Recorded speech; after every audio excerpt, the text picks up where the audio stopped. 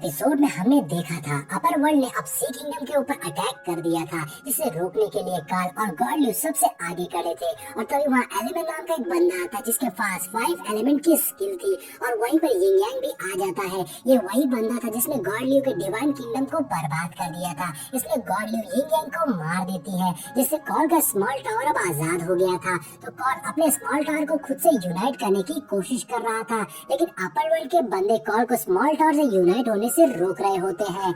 अब एपिसोड की स्टार्टिंग में हम देखते हैं गॉडल्यू अपर वर्ल्ड के बंदों पर हमला करके उन्हें पीछे करके स्मॉल टावर को बचा लेती है, जिसके बाद गॉडल्यू स्मॉल टावर को कॉल के पास टेलीपोर्ट कर देती है ताकि स्मॉल टावर कॉल्स के साथ में यूनाइट हो सके, यानी कि जुड़ सके। और अब ऐसा ही होता है, वो स्मॉल टावर कॉल से कनेक्ट होने लगता है और उनके इर्द गिर्द एक शील्ड बन जाती है और वहाँ बहुत सारी एनर्जी निकल रही थी और सब खड़े होकर बस इस नजारे को देख रहे होते हैं। इधर कॉल कहता है कि एक बार मैं यूनाइट हो जाऊं, फिर देखो मैं तुम लोगों के साथ में क्या करता हूँ। और अब हम देखते हैं कि स्मॉल टावर कॉल से जुड़ जाता है, जिससे वहाँ बहुत तेज ऑरा निकलता है और आसमान तक एनर्जी जा रही होती है।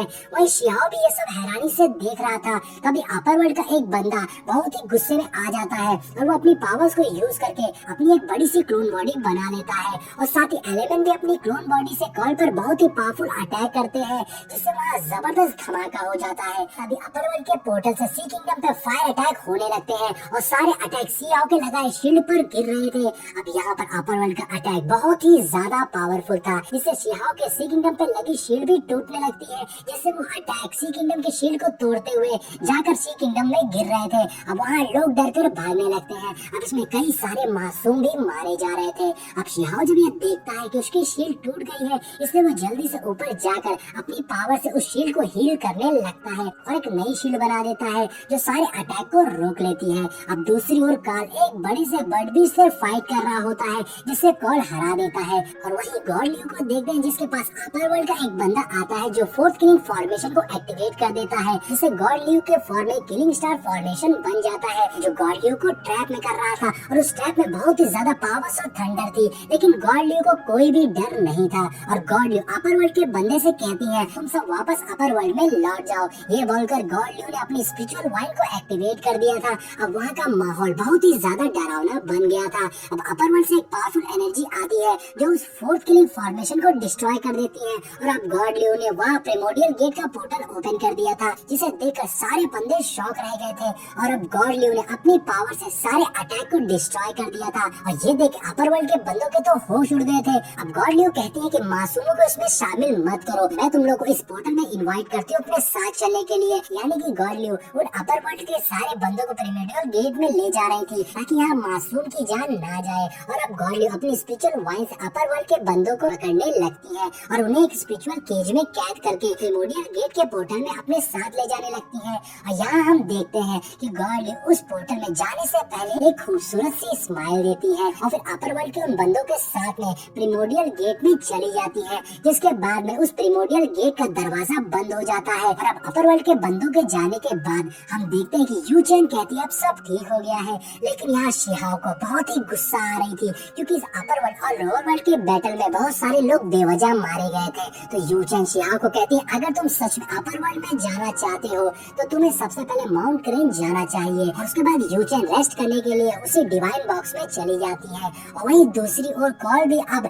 ह्यूमन बॉडी में ट्रांसफॉर्म हो गया था। अब सीन चेंज होता है और हमें बहुत ही खूबसूरत से प्लेस माउंट हैमिंग को दिखाया जाता है और वहाँ सभी लोग मीटिंग के लिए इकट्ठा हुए थे। और वहीं हम शिहाओ के फ्रेंड्स एडन और बाकी सबको भी देखते हैं जो शिहाओ को देखकर उसके पास जाते हैं और शिहाओ को देखकर वो काफी खुश थे। और तभी की शिहाओ से बोलती है कि क्या तुम हमारे साथ अपर वर्ल्ड में जाने को तैयार हो। अब यहाँ पर की शिहाओ के साथ फ्लर्ट करते हुए बोलती है तुमको लोअर वर्ल्ड में प्रैक्टिस करते हुए कम से कम 100 साल हो चुके हैं, इसलिए अब तुम्हें कम से कम एक ट्रांसफॉर्मेशन मेथड आना चाहिए। तो क्यों ना तुम मुझसे मेरी रेड फ्यूनिक्स निवाना मेथड को सीखो, क्योंकि ये मेथड तुम्हारे लिए बहुत ही सुइटेबल होगा।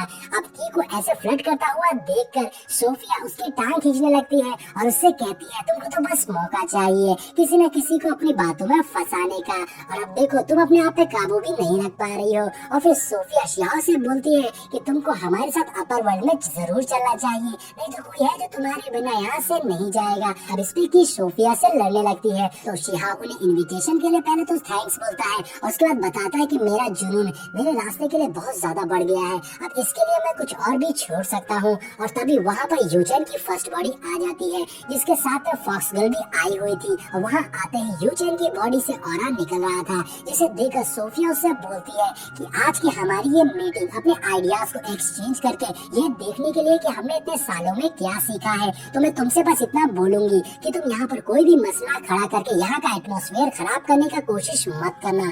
तभी फॉक्स गर्ल हंसते हुए बोलती है तुमको क्या लगता है यूचेन और मैं तुम्हें इतने ज्यादा बेवकूफ लगते हैं, मगर मैंने सुना है कि रूमर है कि चर्च मून चैन फेरी को यानी कि यूचेन की सेकंड बॉडी को शिहाओ ने कैद कर रखा है।